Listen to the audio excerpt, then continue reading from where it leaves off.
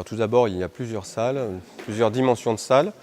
Il y a à peu près 5 salles de répétition pour formation et 10 studios pour solistes ou petites formations, puisque l'idée de départ de ce lieu était d'accueillir des orchestres et d'être un peu la maison des orchestres, terme utilisé par Pierre Boulez lui-même dans son idée, puisqu'on accueille quand même ici 4 résidents permanents, un chœur de 110 personnes et l'activité d'EMOS, donc des orchestres de jeunes.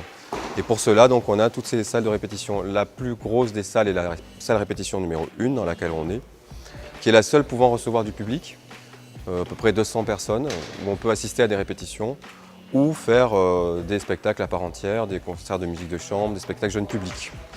Donc il y a un gradin amovible dans cette salle qu'on peut installer pour le public ou rétracter dans un râtelier permettant d'avoir un espace beaucoup plus grand et faire d'autres activités.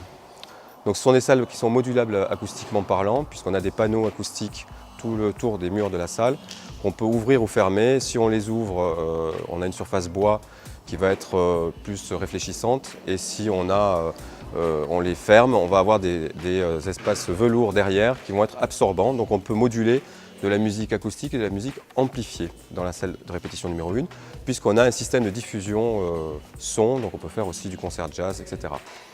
La deuxième salle est la même que la 1, sauf qu'on ne peut pas y recevoir du public, donc elle est plus petite, il n'y a pas de gradin. Mais on peut y jouer, on peut y accueillir un orchestre symphonique entier. Puis on a une salle de musique qu'on appellera une petite salle dédiée à la musique baroque, qui est toute simple. Une salle dédiée aux partielles cordes quand les pupitres de cordes veulent répéter seuls et séparés. Et au premier étage, adjacent aux loges, on a donc 10 petits studios avec des pianos dans chaque studio où les solistes peuvent répéter, mais aussi les musiciens des orchestres peuvent venir travailler pour eux en groupe ou pas.